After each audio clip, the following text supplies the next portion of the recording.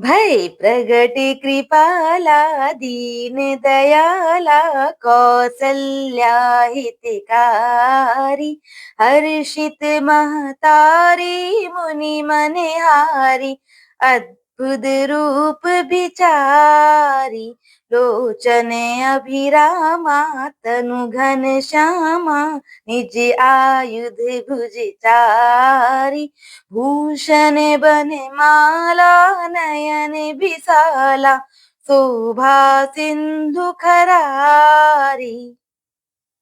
अर्थात दीनों पर दया करने वाले कौशल्या के हितकारी कृपालु प्रभु प्रकट हुए। मुनियों के मन को हरने वाले उनके अद्भुत रूप का विचार करके माता हर्ष से भर गई। नेत्रों को आनंद देने वाला मेघ के समान श्याम शरीर था। चारों भुजाओं में अपने खास आयुध धारण किए हुए थे। दिव्य आभूषण और वनमाला पहने थे। बड़े बड़े नेत्र थे। इस प्रकार शोभा के समुद्र और खर राक्षस को मारने वाले भगवान प्रकट हुए। कह दुई कर जोरी अस्तुति तोरी केहि विधि करऊं अनंता माया गुण ज्ञानातीत अमाना वेद पुराण भनंता करुणा सुख सागर सब गुण आगर जेहि गावहि श्रुति संता सुमम हित लागी जन अनुरागी भयउ प्रगट श्रीकंता। अर्थात दोनों हाथ जोड़कर माता कहने लगी, हे अनंत, मैं किस प्रकार तुम्हारी स्तुति करूं। वेद और पुराण तुमको माया, गुण और ज्ञान से परे और परिमाण रहित बतलाते हैं। श्रुतियां और संतजन दया और सुख का समुद्र, सब गुणों का धाम कहकर जिनका गान करते हैं, वही भक्तों पर प्रेम करने वाले लक्ष्मीपति भगवान मेरे कल्याण के लिए प्रकट हुए हैं। ब्रह्मांड निकाया निर्मित माया रोम रोम प्रतिवेद कहे ममर सोबासी यह उपहासी सुनत धीर मति थिर न रहे उपजा जब ज्ञाना प्रभु मुस्काना चरित बहुत विधि कीन चहे कही कथा सुहाई मातु बुझाई जेहि प्रकार सुत प्रेम लहे। अर्थात वेद कहते हैं कि तुम्हारे प्रत्येक रोम में माया के रचे हुए अनेकों ब्रह्मांडों के समूह भरे हैं। वे तुम मेरे गर्भ में रहे।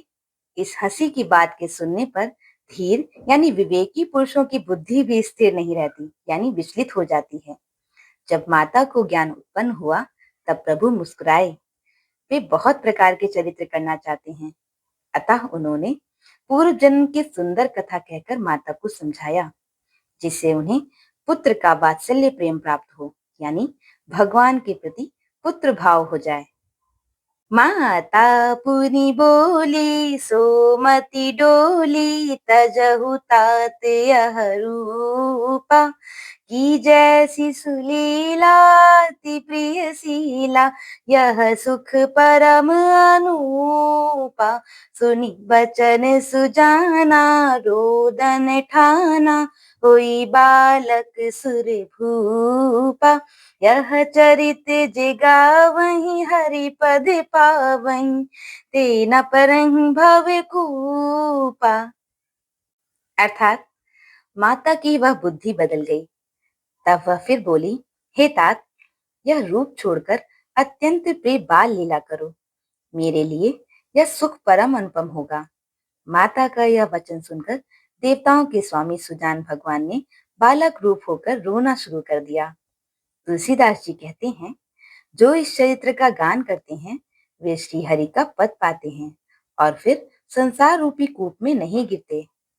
विप्रधेनु सुर संत हित लीन मनुज अवतार निज इच्छा निर्मित तनु माया गुण गोपार माया गुण गोपार।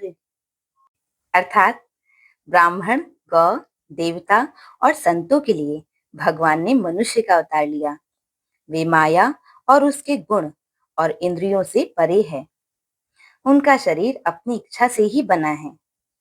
बोलो सियावर रामचंद्र जी की जय।